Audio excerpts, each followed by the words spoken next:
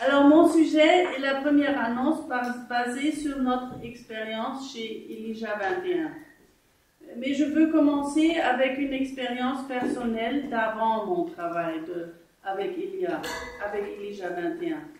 Il y a quelques années, je suis rentrée à Munich en train le dimanche soir et je voulais encore aller à la messe. Comme j'avais beaucoup de bagages, j'ai pris un taxi et j'ai demandé au chauffeur de m'amener à l'église Saint-Michel, ici à Saint-Michel, parce que je ne connaissais pas exactement l'adresse. Et alors j'ai vu qu'il a une chaîne de prière sur son rétroviseur et qu'il est musulman. Et alors il m'a demandé, tout est donné, pourquoi je veux encore aller à l'église à tellement tard, à 9h du soir. Et alors j'ai dit oui parce que c'est dimanche et j'ai pas encore réussi à aller à la messe. Et je sais qu'il y a encore une messe là à Saint-Michel. Et alors il a dit, oh comme c'est beau que vous êtes croyante et c'est si rare ici. Il était tout à fait enthousiaste et heureux, et jusqu'à l'arrivée à Saint-Michel, il n'a pas cessé de dire combien c'est bien qu'il a trouvé quelqu'un qui croit en Dieu et comme ça, et que c'est tellement rare en Allemagne. Et alors, oui, il a dit que c'est tellement important que des gens ont une foi, même si on ne croit pas tous au même Dieu. Et de cette expérience et des autres expériences un peu semblables, j'ai appris que les musulmans sont très heureux quand on défend sa propre foi et qu'on en parle. Ils sont heureux, comme moi aussi, de trouver d'autres croyants et des gens qui parlent de Dieu. Et puis, ce n'est pas vrai qu'ils se sentent discriminés et offensés quand on parle de notre foi chrétienne, mais ils se sentent pris au sérieux. Parce qu'eux aussi, ils ont une foi, et alors ils veulent savoir ce qu'est notre foi. Et de là, je suis venue à la conclusion qu'il est très difficile d'intégrer des gens croyants dans un environnement non croyant, ce qui est presque le cas ici maintenant en Allemagne en général, comme ça. Parce qu'il y a tellement, dans la vie normale, il y a presque plus de croyance. C'est pourquoi, dans tous les efforts d'intégration, il ne faut pas négliger la question de la religion en général et de notre propre foi en particulier. En effet, si l'on s'adresse aux musulmans uniquement sur la question de leur foi et qu'on leur dit seulement combien leur foi est belle, ce que beaucoup de gens non-croyants disent parce qu'ils soudain ils retrouvent des gens qui croient en quelque chose, ils disent « Ah, c'est beau, c'est tout comme ça », mais eux, ils ne croient pas. Alors, et combien leur foi est belle, alors on confirme leur opinion assez commune entre musulmans, selon laquelle seulement les non-croyants vivent ici en Europe et qu'ils doivent nous apporter leur foi. Ou bien nous sommes des non-croyants vraiment méprisables, comme dit le Coran, et que nous avons falsifié notre Bible et que par conséquent Mahomet a été envoyé par Dieu comme le dernier prophète pour rétablir la bonne foi. En outre,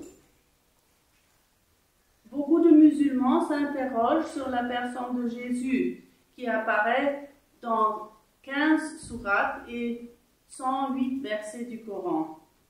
Le Coran partage également la foi de ceux qui croient que Marie a donné naissance à Jésus en tant que vierge. C'est considéré comme un miracle de Dieu. Ils croient aussi que Jésus, Isa ibn Mariam, le fils de Marie, reviendra à la fin des temps et qu'après avoir vaincu l'Antichrist, il jugera tous les hommes. Mais alors, il n'y aura plus que l'islam comme religion et Jésus détruira toutes les croix. Quoi qu'il en soit, l'une des premières questions qu'une fille musulmane m'a posées sur le christianisme, c'était exactement sur l'Antichrist et comment nous, chrétiens, croyons que tout va finir. Alors, c'est très spécial. Souvent, ils croient savoir beaucoup sur notre Bible, mais tout est un peu différent de ce que nous croyons. C'est faux dans notre vue. C'est pourquoi il est important que nous soyons capables de parler, de répondre et de connaître notre foi. Mais de longues discussions théologiques sur les livres ne sont pas très utiles. Il est beaucoup plus important de témoigner de l'amour de Jésus, aussi personnel que possible, parce que cela, personne ne peut contredire. C'est-à-dire, il faut surtout prier le Saint-Esprit quand on parle de Dieu aux musulmans. Mais cela signifie en fin de compte qu'il y a un grand intérêt parmi les musulmans pour ce que nous, les chrétiens, disons de notre foi. Par exemple, une fois, j'étais chez une amie kourde et sur sa chaîne de télévision irakienne, dans les informations locales qu'elle a entendues, il y avait une très longue transmission d'un sermon du pape à Rome en arabe. Et je pensais, c'est très intéressant parce que chez nous, il n'y a jamais un long sermon dans les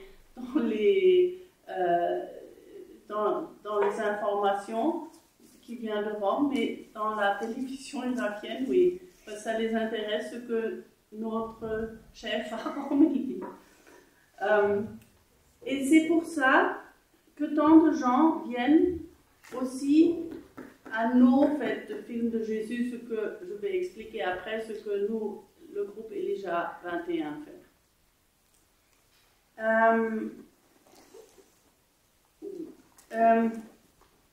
Alors,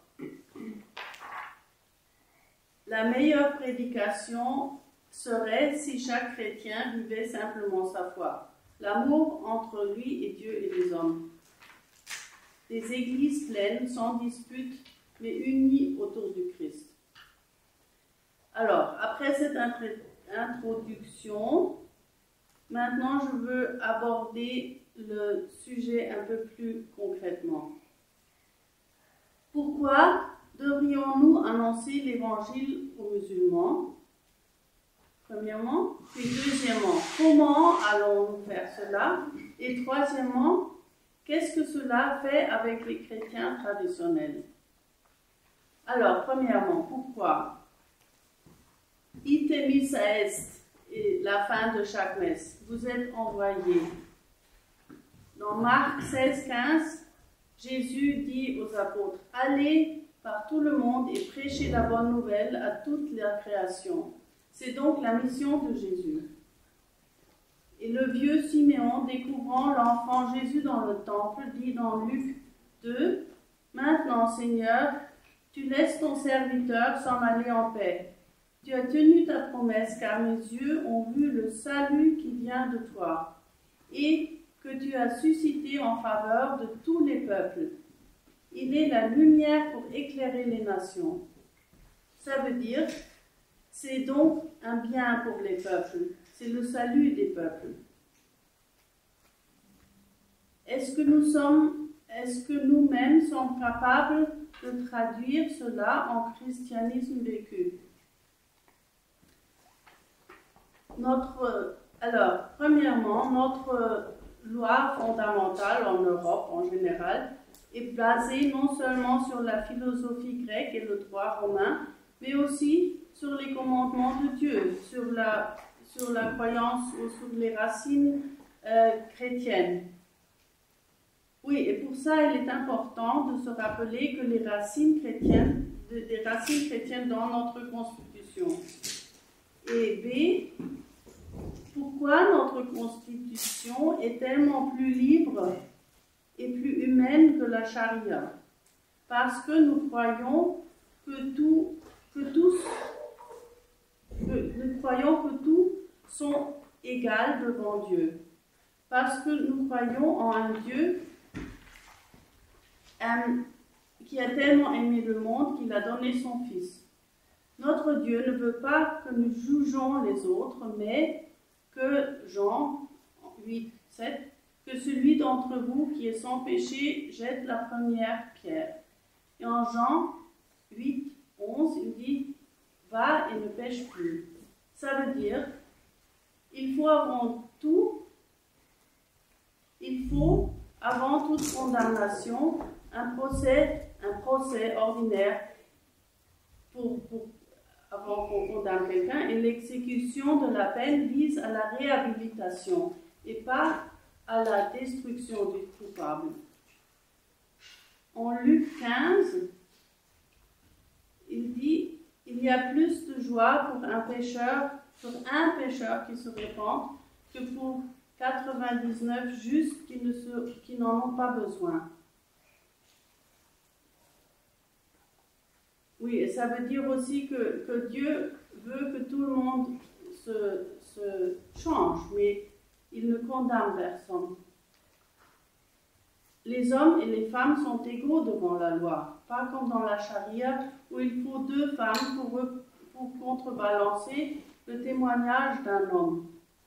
Mais Jésus a choisi Marie-Madeleine comme premier témoin de sa résurrection et pour en parler à tous les hommes. Et ce passage de la Bible était aussi pour une musulmane la raison pour laquelle elle s'est convertie, parce que ça l'a tellement impressionnée que Jésus a choisi une femme de parler comme témoin de sa résurrection et pas un homme. Beaucoup de gens dans ces pays sont aussi déçus par leur foi parce qu'ils ont vu et entendu tant de mal des islamistes radicaux et parce que dans la plupart des écoles coraniques, les questions les plus profondes sont interprétées comme doutes et sont interdites. Alors ça veut dire qu'on ne peut pas beaucoup parler et discuter et demander mais pourquoi Dieu a dit ça et tout ça. Mais bien sûr, il y a aussi beaucoup de musulmans profonds qui essayent simplement de bloquer tous ces doutes et de s'y tenir. Un peu comme nous chrétiens quand on nous confronte constamment au mauvais côté de l'histoire de l'Église. Bien que l'on nous dise souvent que tout cela n'est qu'une question d'interprétation et que chez nous aussi l'enseignement était beaucoup plus strict dans le passé, il y a quand même quelques différences graves. C'est d'eux que se nourrissent les enseignements des salafistes et des recruteurs du Daesh, comme on peut voir sur TikTok et YouTube et partout. Mais est-ce qu'on n'est pas censé de les contrarier?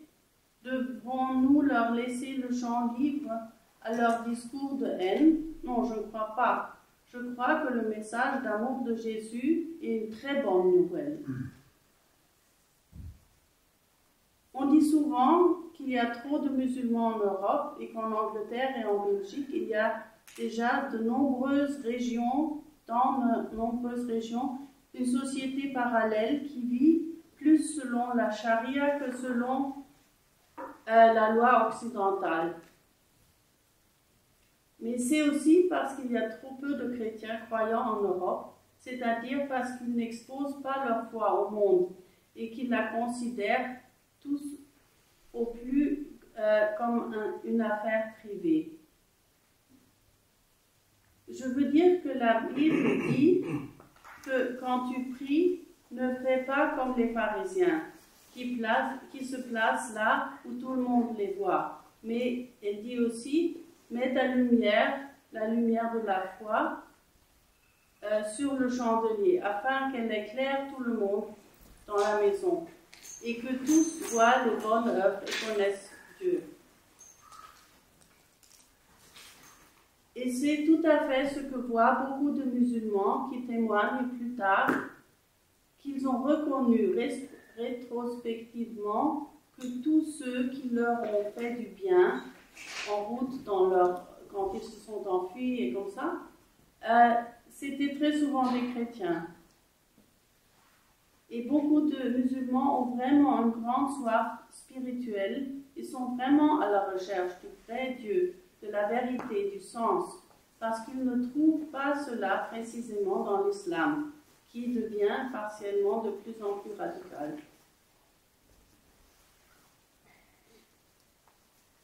Mais maintenant,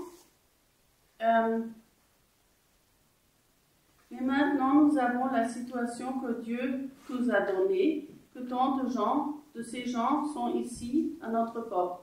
Et ici, ils sont libres de demander, de chercher et de croire ce qu'ils veulent, pas comme dans leur pays,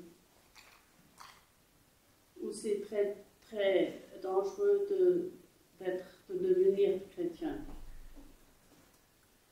Et alors, maintenant, c'est comment est-ce qu'on peut leur raconter de l'Évangile. Alors maintenant, je parle un peu de ce que notre groupe Elijah 21 fait. Nous sommes une association œcuménique basée à Augsbourg et notre mission est d'inviter les musulmans à un après-midi de film sur la vie de Jésus. Depuis 2016, nous l'avons fait environ 100 fois dans toute l'Allemagne et dans d'autres pays. Et nous avons certainement atteint 9 ou 10 000 personnes et accumulé beaucoup d'expérience. Elijah 21 invite les musulmans à un repas suivi d'un long métrage sur la vie de Jésus selon l'évangile de Luc. Pour ce faire, nous avons besoin de communautés qui veulent participer et qui acceptent de mettre leurs locaux à disposition. De plus, nous organisons des visites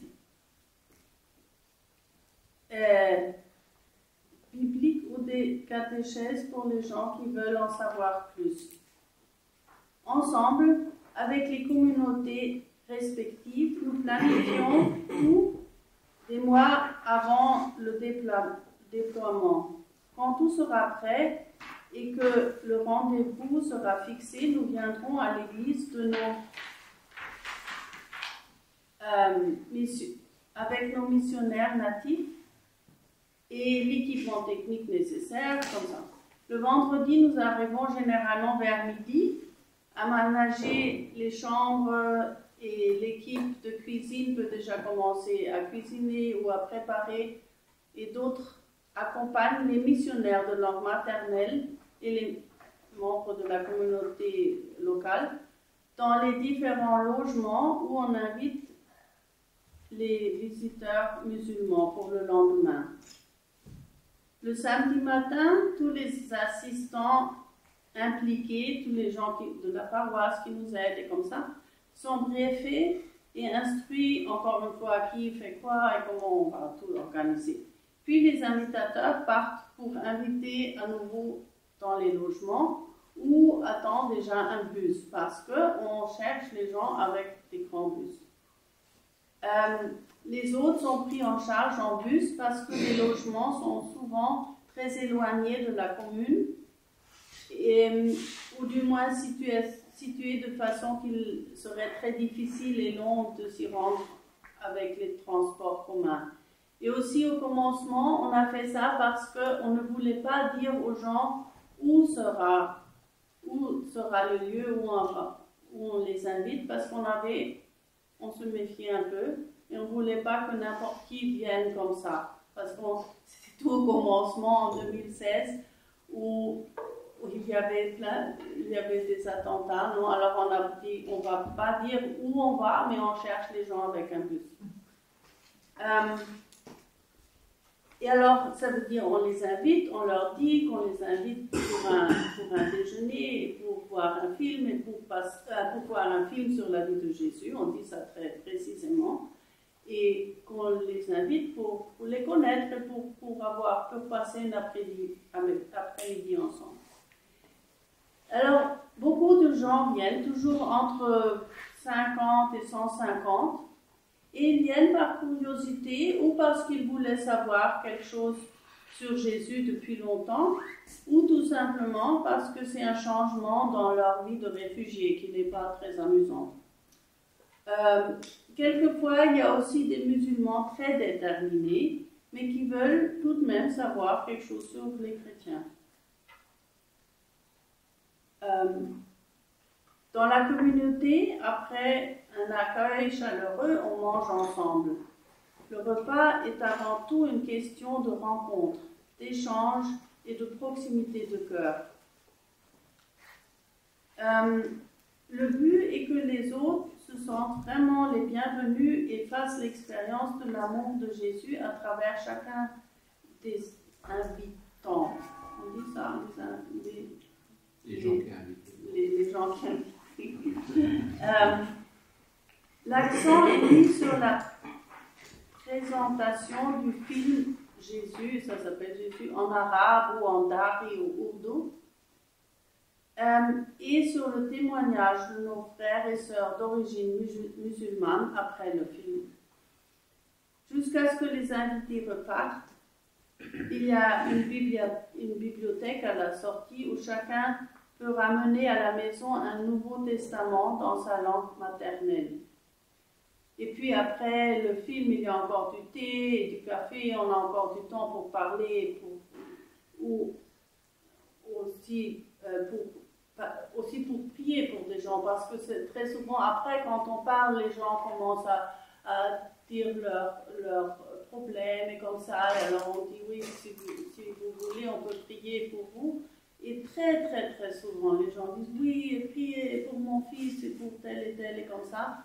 Et vraiment, là, on voit beaucoup de miracles, plus ou moins. Et aussi, pendant que les gens regardent le film, il y a une partie de notre équipe qui s'occupe des enfants, qui fait une garderie, pour que les parents puissent regarder le film sans être dérangés. Et puis aussi, il y a toujours une équipe de prière qui prie toute la journée pour l'événement. En plus, à côté de la maison de prière à Augsburg, je ne sais pas si vous connaissez, il y a beaucoup de monastères catholiques qui prient pour nous, parce qu'on leur dit toujours, aujourd'hui on va avoir encore un film, alors ils prient pour nous. Aussi des monastères du Carmel qui nous sont spécialement liés par le prophète Élie du mont Carmel. Cette unité œcuménique rend notre travail possible et nous montre tout ce que nous pouvons accomplir quand nous tenons ensemble comme corps de Jésus. Et puis, c'est aussi important de ne pas parler de la foi avant le film, mais nous essayons simplement de faire passer un moment joyeux aux invités. Parce que si l'on parle déjà de Jésus et de l'Évangile avant le film, des discussions commencent et les gens ferment leur cœur parce qu'alors ils pensent oui. Mais après le film, c'est très différent parce qu'alors les gens souvent ont leurs propres questions et ils veulent qu'on leur explique des situations dans le film. Et puis, pour nous aussi, c'est très important de ne jamais critiquer l'islam ou le Coran, mais on essaye de ne pas discuter, de ne pas comparer, mais seulement on veut parler de Jésus et de sa vie et de son œuvre. Aussi, nos expériences personnelles avec Jésus. Et ça, c'est beaucoup mieux, parce que sinon, on s'engage dans des discussions et ça me fonctionne presque jamais. Et nous assistons à des grands miracles. Des personnes traumatisées et blessées s'épanouissent et trouvent l'espérance et la joie. Après, il y a la possibilité, parce qu'on organise toujours qu'après ces après-midi de film, il y a ou la paroisse où on organise, ou des autres groupes qui peuvent organiser des rencontres bibliques ou quelque sorte de communauté pour les gens qui sont plus intéressés. Et ça veut dire que des petites communautés se forment. Je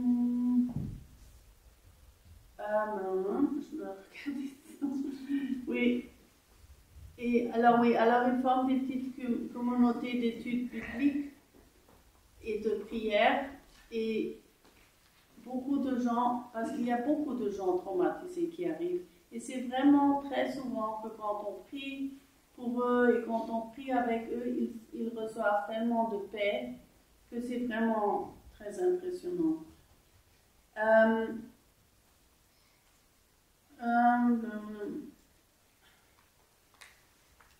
Oui, avec les communautés commencent à parler. Oui. Alors, quand ils font des petites communautés de prière et de lecture de Bible, ils commencent aussi à partager leur joie qu'ils ont retrouvée avec des compatriotes qui ne sont pas venus au film, par exemple. Ils leur racontent en disant et c'était beau, et ils ont prié pour moi. Et alors, des autres gens viennent aussi à ces études bibliques.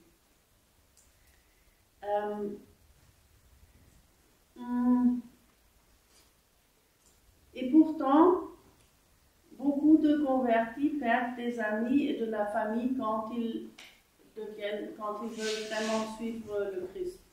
Parce que ça, l'abandon de la foi n'est ni prévu ni permis dans l'islam.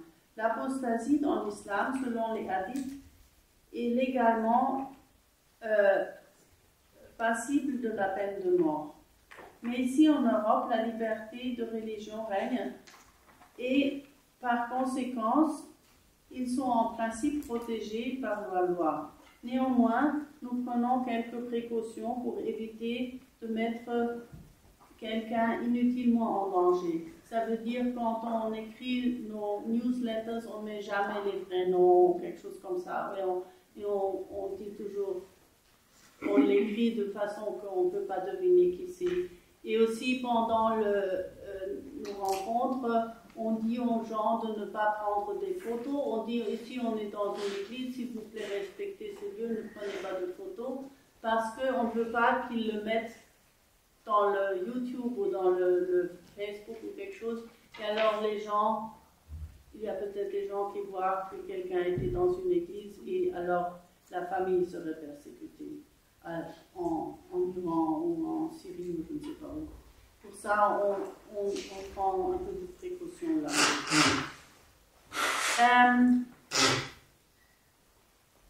Oui, et les réfugiés prendront ce Jésus qu'ils ont trouvé ici avec eux dans leur pays, que ce soit par Internet, par téléphone portable ou à leur retour.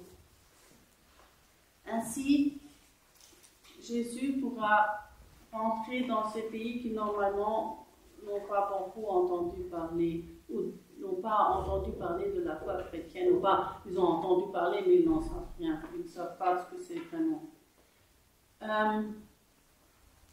Et les invités suivent notre invitation avec beaucoup de respect les uns pour les autres et aussi avec beaucoup de courtoisie et de joie envers nous. Parfois des hommes sortent du film pour faire leur prière musulmane et puis après ils rentrent et continuent à regarder le film. Ça m'impressionne toujours beaucoup. Nous n'avons jamais eu des situations désagréables à cause de questions de foi. Une fois, nous avons même invité des gens qui étaient connus dans le camp pour être des Tchétchènes radicales, mais nous on n'en savait pas, alors on les a invités et c'était très spécial parce que on a invité dans le camp, et alors quelqu'un du camp nous a dit non mais n'allez pas dans ce couloir-là parce que c'est des Tchétchènes et ils sont vraiment radicaux. Et alors un de nos missionnaires, il est sorti de ce couloir et il a justement entendu, il a dit ah mais je les ai tous invités maintenant.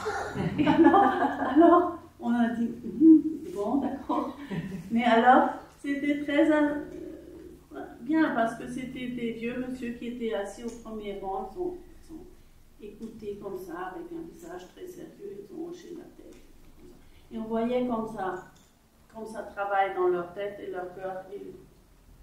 En fait de neige dans la station de bus là, il y a quelqu'un qui arrivait du bus et qui courait comme ça dans la maison là, du camp.